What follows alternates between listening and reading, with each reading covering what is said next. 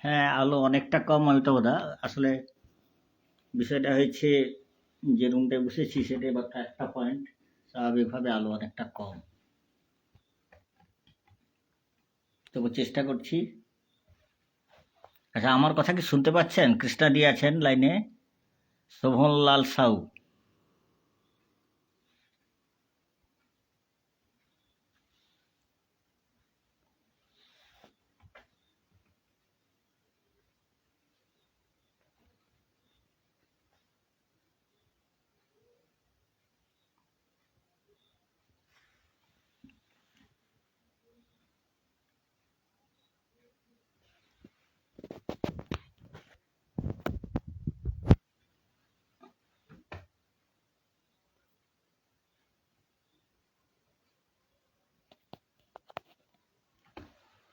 এইরকম মানিয়ে নিতে হবে, কিছু করার নেই।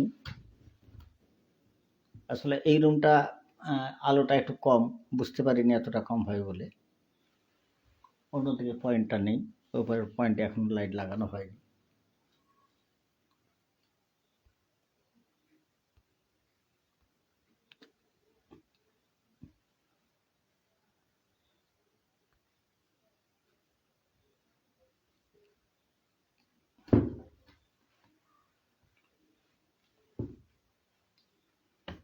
আপনারা সবাই ভালো আছেন ধরে নিয়েই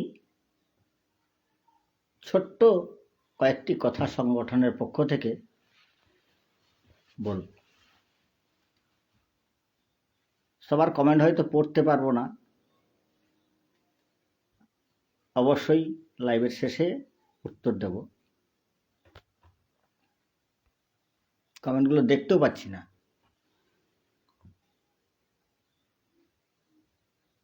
আজকের দিন বিশেষ করে বেতার শ্রোতা সংগঠন বেতার বন্ধনের কাছে আজকের দিনটা যেমন খুব আনন্দের, তেমন দুঃখেরও। আনন্দ আপনারা জানেন যে আমরা ঠিক লকডাউন বা সেই মুহূর্তে আমরা একটা অনুষ্ঠান শুরু করেছিলাম। অনুষ্ঠানটা সবাই জানেন যে মানুষ যখন করোনায় আতঙ্কিত, ভয়ে যে যার বাড়িতে সেটিয়ে গেছেন একটা অজানা রোগের কারণে, তখনই আজকে যে ভাইয়ের কথা নিয়ে শেষ করব তার হাত ধরে আমরা শুরু করেছিলাম অনুষ্ঠান। কথায় কথায় ছোট্ট করে একটা অনুষ্ঠান শুরু করা হয়েছিল, আর যে অরিজিৎ গাঙ্গুলিকে নিয়ে। তারপর ধীরে ধীরে করে অনেক আরজেরা এসছেন, অনেক কথা হয়েছে। দুই এফ যে বলতে পারি আমরা, আমাদের বর্তমান সভাপতি এবং যাকে নিয়ে আমরা অনুষ্ঠানের স্মৃতিচারণা করব সে, তারা দুজনেই সগৌরবে এগিয়ে নিয়ে গেছে অনুষ্ঠান। মাসটা ছিল আগস্ট কিংবা জুলাইয়ের শেষের দিকেই বলতে পারি। একটা প্রস্তাব এলো যে আমরা সবাইকে বিনোদন দিচ্ছি, কিন্তু আমাদের যে বন্ধুরা যারা শিল্পী, যারা স্টেজে দাপিয়ে তাদের মুন্সিয়ানা দেখান, যেমন সঙ্গীত শিল্পী, আবৃত্তিকার, নৃত্যশিল্পী,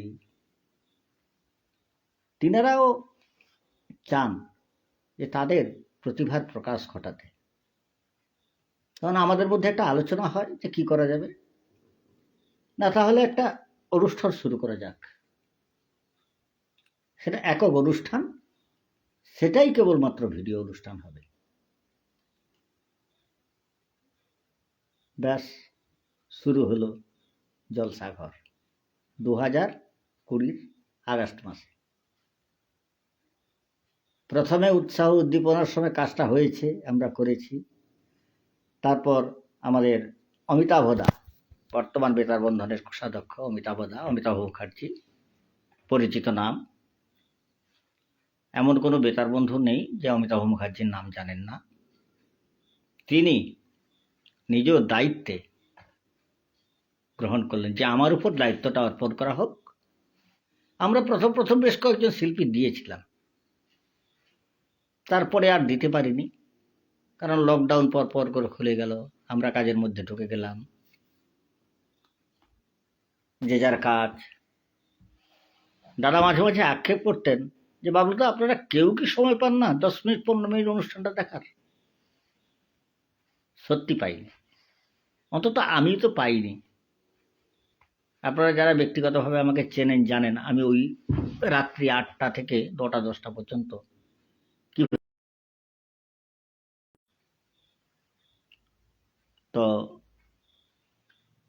একটু সমস্যা হয়েছিল, আমি তো পাইনি। তারপরেও অমিতাভ দা নিজে হাতে দায়িত্বটা গ্রহণ করেন। শিল্পী জোগাড় থেকে তারা কিভাবে অনুষ্ঠান করবেন সেই দায়িত্ব নিজের কাঁধে তুলে নেন। প্রথম আমি মডারেটর বানিয়ে দিতাম, তারপরে একবার দেখিয়ে দিলাম একটা অনুষ্ঠানে। দেখিয়ে দেওয়ার পরে উনি সেটাকে এগিয়ে নিয়ে চললেন। আজকে স্যালুট জানাতে বাধ্য হচ্ছি সংগঠনের পক্ষ থেকে এবং আমার ব্যক্তিগত পক্ষ থেকে, যে উনি আজ 1000 পর্ব অতিক্রম করলেন জলসাঘরের। স্যালুট অমিতাভ দা। এবং সহযোগী হিসেবে কাজ করেছে বা কাজ করে চলেছে এখনো, সেটা হচ্ছে আপনাদের আর এক পরিচিত নাম সত্যজিৎ দাস, ঝাড়খণ্ড থেকে। তার নিজের, আমি যতটা জানি, সকাল থেকে সন্ধে পর্যন্ত বেকারত্ব জীবনে একটা ছোট্ট কাজ নিয়ে ব্যস্ত থাকে, তারপরেও এই কাজগুলো করে দেয়। সত্যজিৎকেও আমার স্যালুট। জলসাঘর এগিয়ে চলুক। হয়তো আমাদের দেখা দেখি অনেক সংগঠন এখন করছেন অনুষ্ঠান, লাইভ ভিডিও অনুষ্ঠান করছেন, কিন্তু এখনো বেতার বন্ধন এক এবং অদ্বিতীয়। আপনাদের শুভেচ্ছা শুভকামনা না থাকলে আমরা আজ 1000 পর্ব অতিক্রম তো করতে পারতাম না। আমিনুল দা আছেন দেখতে পাচ্ছি, কমেন্ট কিন্তু আমি কারোর দেখতে পাচ্ছি না। পরিতোষ দাও আছেন, ছবিগুলো দেখতে পাচ্ছি। তা আপনাদের সবাইকে, আমিনুল দা, পরিতোষ দা, ইনারা মিল্টন চক্রবর্তী, সরস্বতী অধিকারী সহ এক ঝাঁক মানুষ অনুষ্ঠানগুলো তাড়িয়ে উপভোগ করে গেছেন। আমিনুল দা তো কথায় কথায় একদিন বলেই ফেললেন যে বেতার বন্ধন আমার ডান হাত। আমিনুল দা, আপনাকেও ভালো থাকবেন, সুস্থ থাকবেন, বেতার বন্ধনের পাশে থাকবেন। বেতার বন্ধন আজকের আপনাদের জন্য গর্বিত। আমরা ত্রয়োদশ মিলন মেলা করেছি, হয়তো আমাদের কিছু ত্রুটি হয়েছে। আসলে দাদা সবটা তো একে অপরের উপর নির্ভরশীল। সেই জায়গা থেকে আমরা ত্রুটি, আমাদের দায়বদ্ধতা স্বীকার করি, কিন্তু আপনাদের উপস্থিতি চোখে পড়ার মতো ছিল। সবাইকে হয়তো খুশি করতে পারিনি, এটা আমাদের, এই ভুল থেকে আমরা নিশ্চয়ই শিক্ষা দেব। পরবর্তীতে চেষ্টা করব যে আপনাদের যতটুকু সম্ভব খুশি করার জন্য। কৃষ্ণাদিও আছেন বলে মনে হচ্ছে। যাই হোক, উপরের ছবিগুলো দেখেই আমি নামগুলো বলছি। আপনারা আছেন, আপনারা থাকবেন, বেতার বন্ধনকে এগিয়ে নিয়ে চলবেন।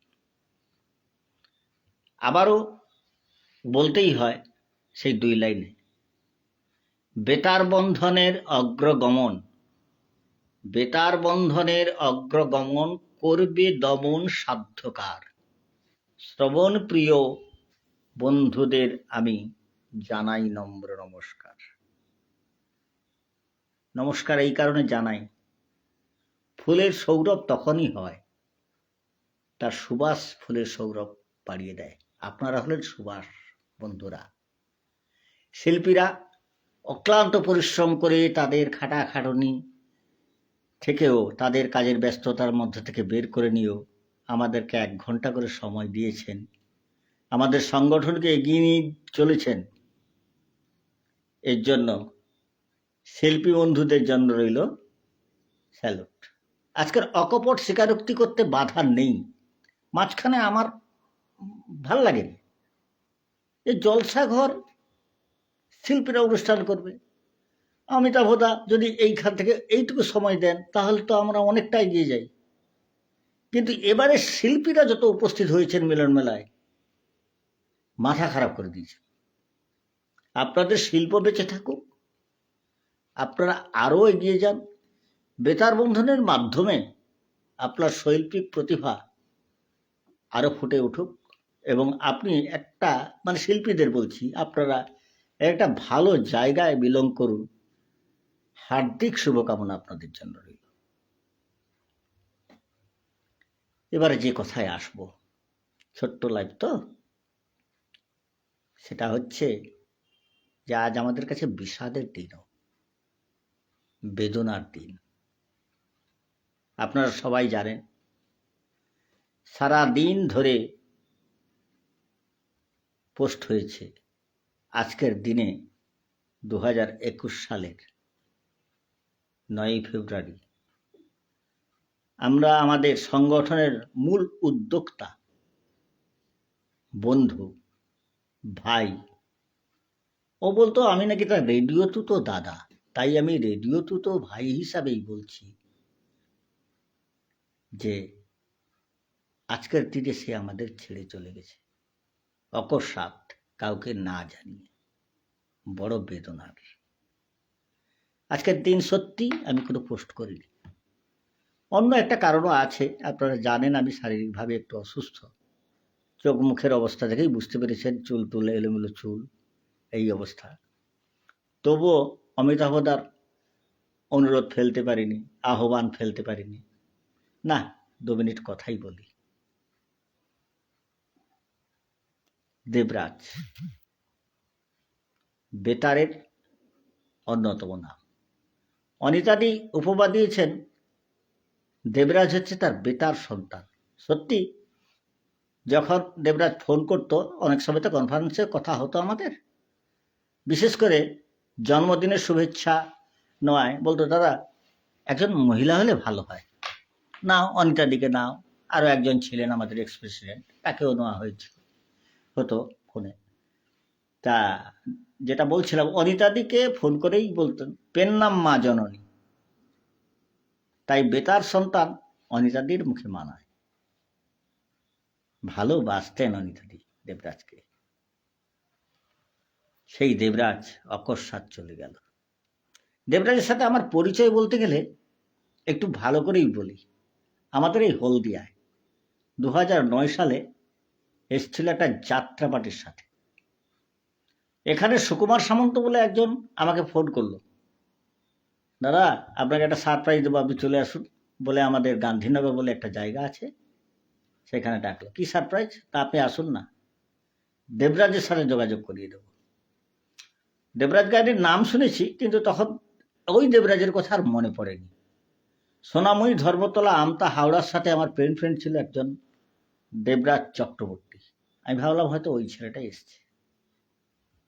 গেলাম, কথা বললাম, দেখলাম দেবরাজ গায়েন, রাজবাড়ি সন্দেশখালীর। এক কথায় বলল যে আমি কিন্তু আপনি টাপনি বলতে পারবো না। এখন যেমন অমিতাভদার সাথে কিংবা দীপক দার সাথে এখনো পর্যন্ত আপনি থেকে তুমিতে নামতে পারিনি। আমি চাইব দেবরাজের স্মৃতিকে স্মরণ করে অমিতাভদাকে এবং দীপক দা যদি শোনেন, আমরা যদি আপনি থেকে তুমিতে নামি, বা শামশের ভাইকেও বলবো আপনি থেকে তুমিতে নামি, অসুবিধে কোথায়? আপনি মানে জানি আপনি, আপনজনকে আপনি বলেন, বলা হয়, কিন্তু তার চেয়ে তুমিটা যেন অনেকটা নিজের লাগে। সেই দেবরাজ এটা শিখিয়ে দিয়ে গেছে, দাদা আমি কিন্তু আপনি বলতে পছন্দ করি না। তারপরে অনেকটা টকমিষ্টি সম্পর্ক গেছে, বেতার বন্ধন গড়ে উঠেছে চিড়িয়াখানাতে, এগুলো অনেকবার বলেছি। তারপর ভাবিনি যে সংগঠনের পরবর্তীতে অনেকটা দায়ভার আমাকে নিতে হবে। ভাবিনি ওকে হারাবো। যখন নিজে ক্লান্ত হয়ে যাই, যখন নিজে বেতার বন্ধনের কথা থেকে বাড়িতে 2-4টে কথা শুনি, ঠিক তখনই ওর কথা মনে পড়ে। মিস ইউ ভাই, তোমার আত্মার শান্তি কামনা করি। যেখানেই থেকো ভালো থেকো। আজকের প্রায় 3 বছর ও আমাদের মধ্যে নেই, কিন্তু সংগঠনকে এমন একটা জায়গায় দাঁড় করে দিয়ে গেছে, সেখান থেকে ফিরে আসার উপায় নেই।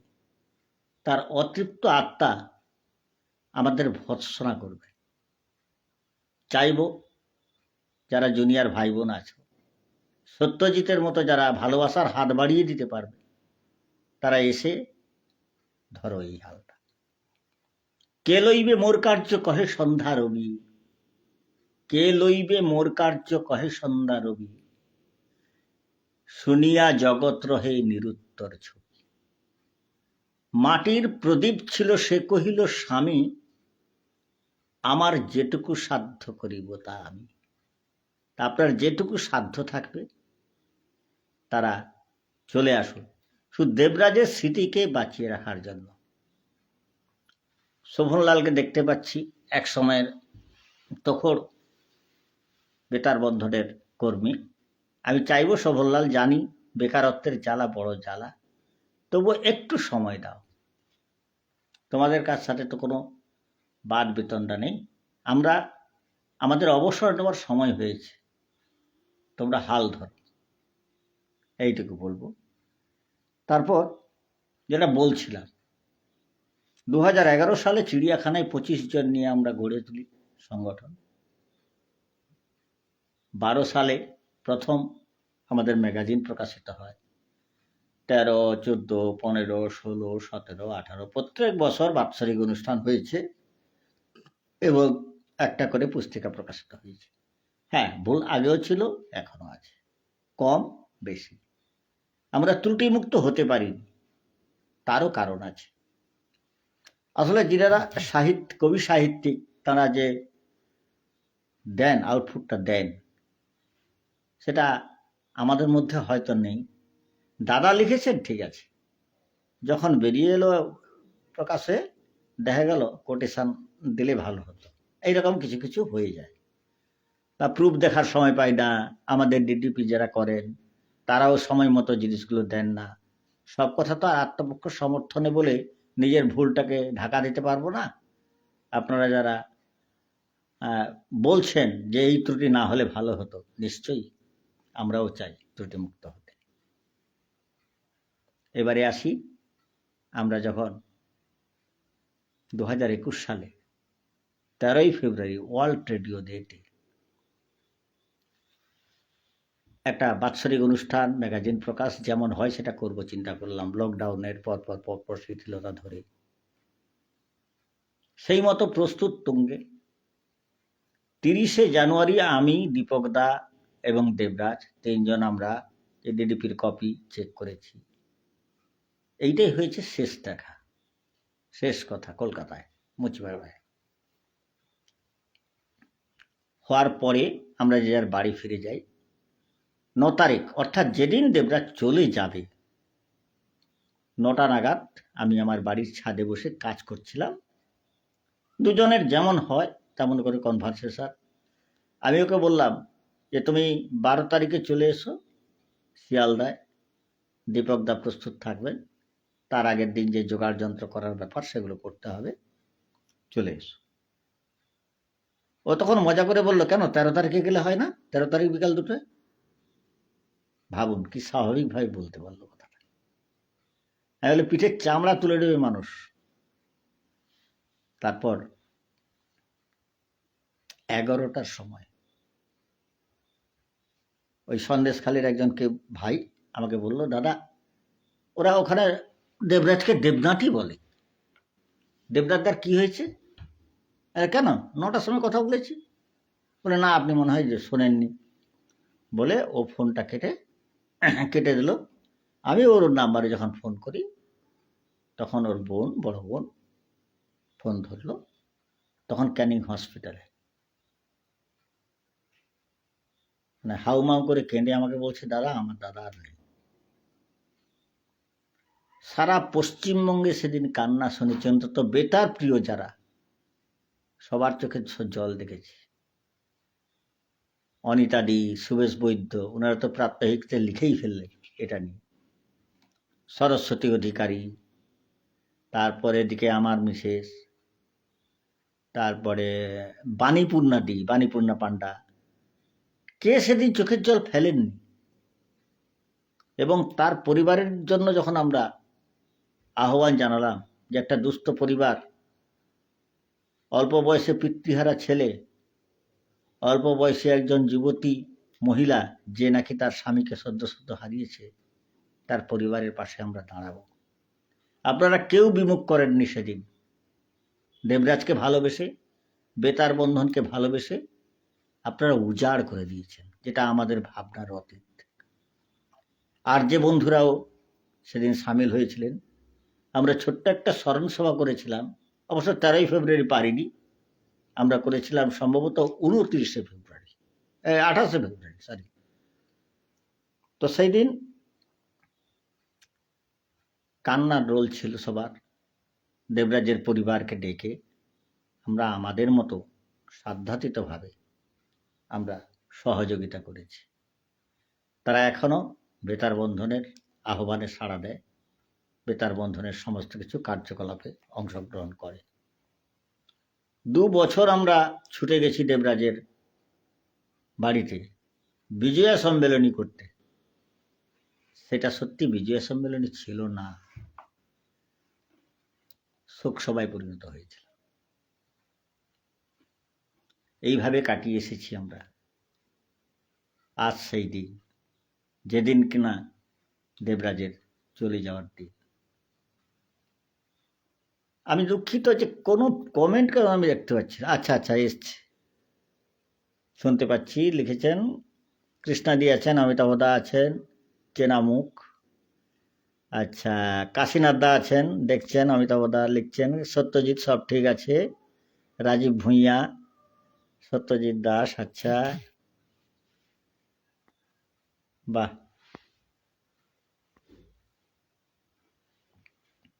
রাজীব কুমার ভূঁইয়া লিখেছে, আমি আছি বাবলুদা। সুপ্রিয় দত্ত আছেন, সবার প্রতি কৃতজ্ঞতা। এবারে আসি আজকের দিনটার কথায়। অনেক কমেন্ট, দীপক চক্রবর্তী, আমিনুল দা, অমিতাভদা তো একেবারে কমেন্টে ভরিয়ে দিচ্ছেন। কৃষ্ণাচন্দ্র দিদি, আমি প্রথম লাইভে এলাম, আগে কোনোদিন আমি লাইভে আসিনি। অমিতাভদা বলতে পারেন জোর করে নিয়ে এসছেন।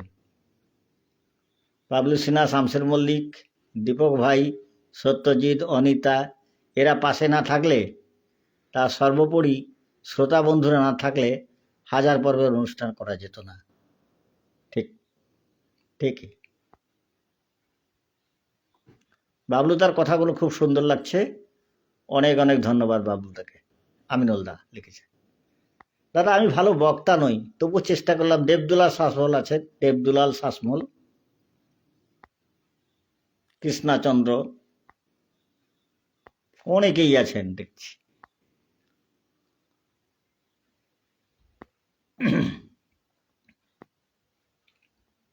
আসবো আজকের কথায়।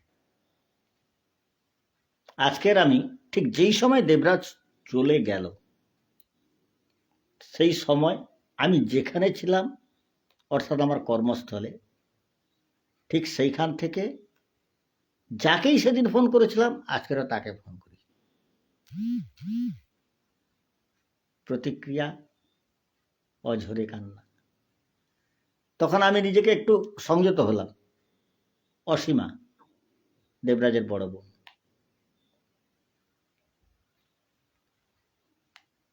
কাঁদছে। আমি বলি, এখনো কাঁদছো কেন?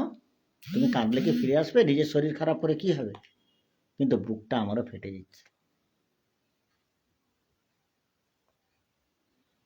কি আর করা যাবে?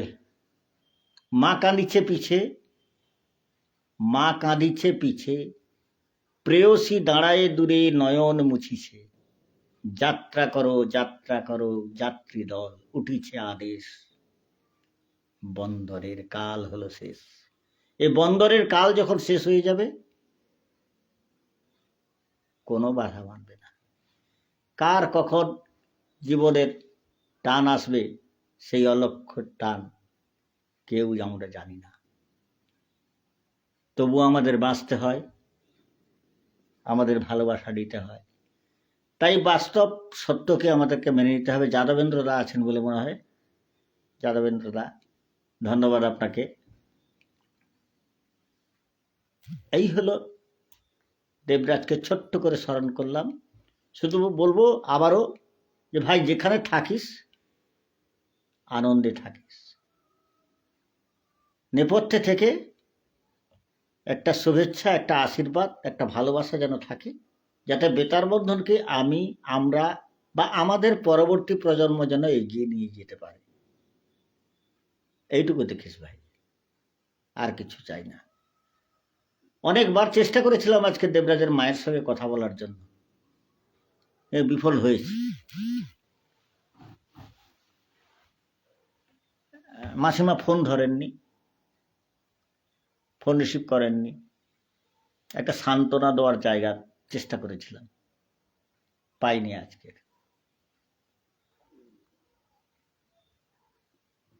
আর কি বলবো বলুন।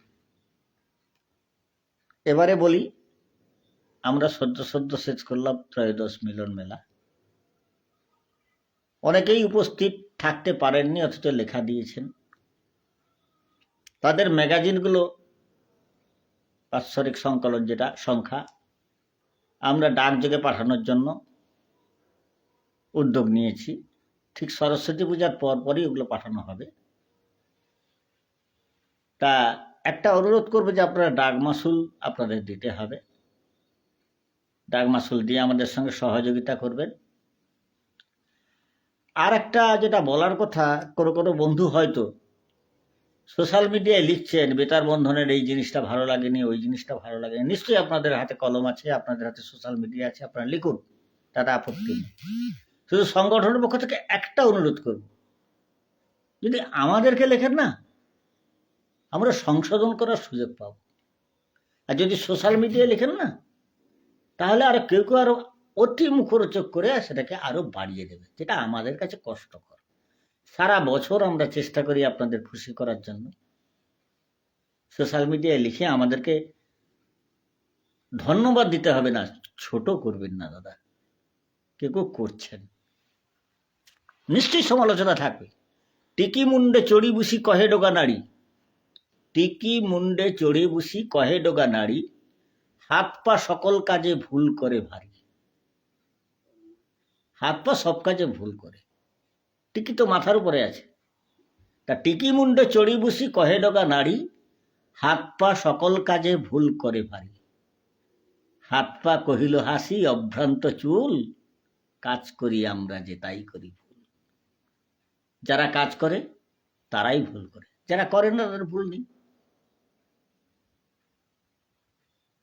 আমি বলবো না যে উনি করেন না বা সে করেন না, যিনি লিখেছেন তিনি করেননি, না, ওনারও প্রতিভা আছে। দুজন দাদা বলেছেন, দাদা আপনাদের একটা গোছানো হলে ভালো হতো, একটু এলোমেলো হয়ে গেছে, পরবর্তীতে আমাকে সঙ্গে নেবেন, আমি আপনাদের পরামর্শ দিতে চাই বা সহযোগিতা করতে চাই। আমাকে মুর্শিদাবাদ থেকে হাদি সাহেব ফোন করেছিলেন, আব্দুল হাদি। আমিনুল দার সাথে সম্ভবত দু একটা কথা নিয়ে একটু তর্ক বিতর্ক একটু হয়েছে হয়তো সোশ্যাল মিডিয়ায়। যাই হোক, আমিনুল দাকে জানাই হাদিদা আমাদের সাথে কাঁধে কান মিলিয়ে কাজ করতে রাজি হয়েছে, বা বললেন, উৎসাহ প্রকাশ করেছেন। আমরা আমাদের সাংগঠনিকভাবে বিষয়টা নিশ্চয়ই দেখব, এইটুকু আশ্বস্ত করতে পারি।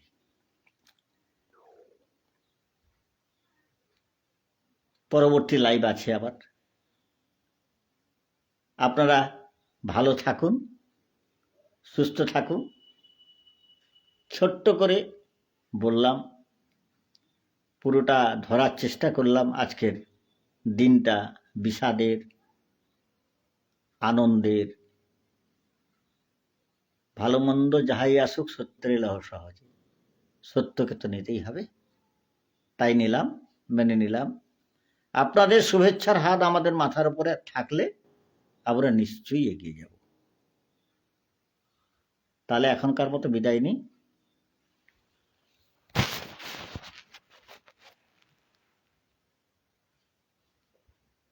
আচ্ছা, দেখি কিছু কমেন্ট যদি পড়া যায়।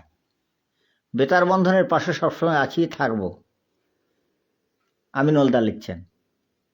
মুখার্জিদা বলছেন দেবরাজ পরবর্তী আপনি না থাকলে বেতার বন্ধনের পরিবার এত দৃঢ় হতো না, দূর যেত না। দাদা, আমি তো নিমিত্ত মাত্র, আপনারা আছেন বলে আমি আছি। আপনারা যেভাবে অক্লান্ত পরিশ্রম দেন, অর্থনৈতিক প্রতিবন্ধকতা, পারিবারিক প্রতিবন্ধকতা, সামাজিক প্রতিবন্ধকতা, তারপরেও যে পরিশ্রম দেন সেটাও কম নয়। আচ্ছা, পরিতোষ দা কি লিখছেন দেখি। শারীরিক কারণে এবারের মিলন মেলায় উপস্থিত হতে পারিনি, সেই জন্য দুঃখিত। না দাদা, দুঃখ পাওয়ার কিছু নেই, দুঃখ পাওয়ার কিছু নেই। আপনি তারপরেও যোগাযোগ করেছেন, ঠিক আছে, বেটার লাক নেক্সট টাইম। অনুষ্ঠান শুনছি, খুব ভালো লাগছে। মুখার্জি দা, দেবরাজ পরবর্তী, আচ্ছা।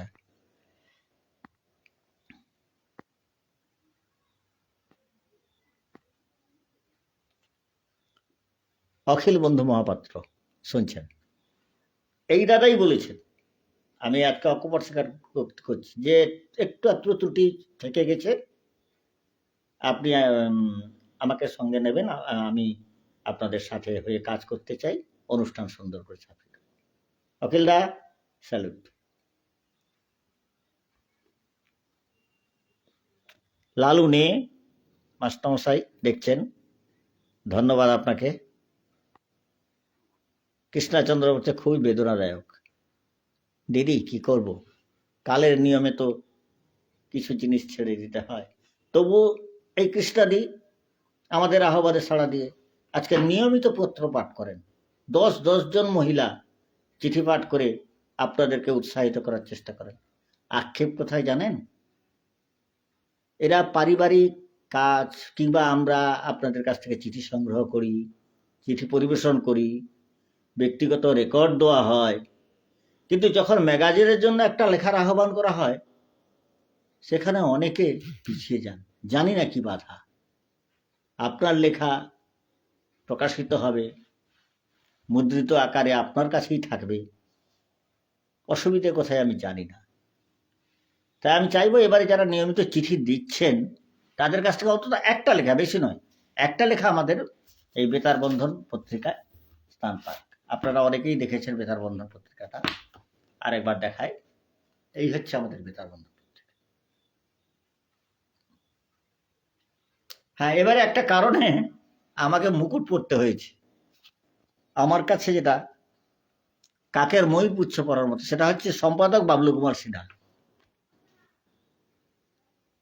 আমাদের অতিথি সম্পাদক অয়ন্তিকা দি আছেন। অয়ন্তিকা দি সমস্ত কিছু দেখেন, তারপরে যিনাকে বই করতে দেওয়া হয়েছিল, যেহেতু আমি যোগাযোগটা বেশি রাখি, উনি এটা করেছেন। আমি বিশ্বজননীর কাছে বাবলু দাদা ভাইয়ের দ্রুত আরোগ্য কামনা করি। আপনাদের হাত মাথায় থাকুক। গুড সাইড পিন্টু দাদা, বেশ কয়েক বছর আপনাকে পাইনি, জানি না কি ব্যাপার। আইভি ব্যানার্জি, আইভি ভট্টাচার্য, আচ্ছা, হ্যাঁ থাকুন। আমি হাওড়া মাজু মারঘোল থেকে পিন্টু গুচ্ছাইট বলছি। দেবরাজ ভালোবেসে বলতো রেডিও পিন্টু, তা সেই পিন্টু কেন পিছিয়ে গেলেন? একটাবার মিলন মেলায় কেন দেখতে পাই না? সুন্দর সুন্দর ছড়া তানজিলাল বাবু আপনি লেখেন।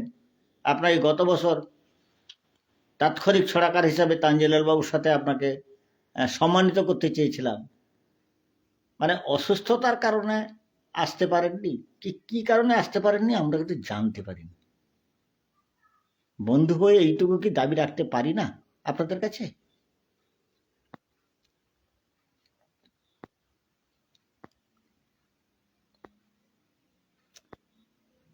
আমি আপ্লুত, অনেক কমেন্ট এসছে, অনেক। আমি সবগুলো পড়তে গেলে হয়তো পরবর্তী আছেন শিল্পী আছেন, উনি অনুষ্ঠান করবেন, তাই আবার সবাই আরে ব্যাস মাথা খারাপ।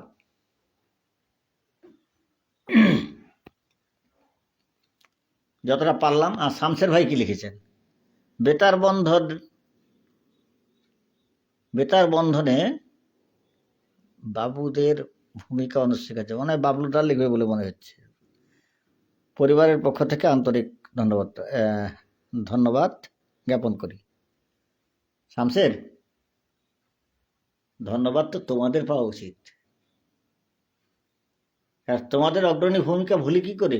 আমি তো সুদূর হলদিয়ায় পড়ে থাকি। হয়তো পরামর্শ কিছু দিতে পারি, সেটা তোমাদের ভালো লাগে তোমরা নাও, তোমরা কাজ করো, কিন্তু তুমি দীপক দা ফিজিক্যালি যে কাজটা করো, সে কাজটা বাবলুদার দ্বারা সম্ভব নয়। সুতরাং তোমাদের ভূমিকাও অস্বীকার করা যায় না। আসছে বছর আবার হবে।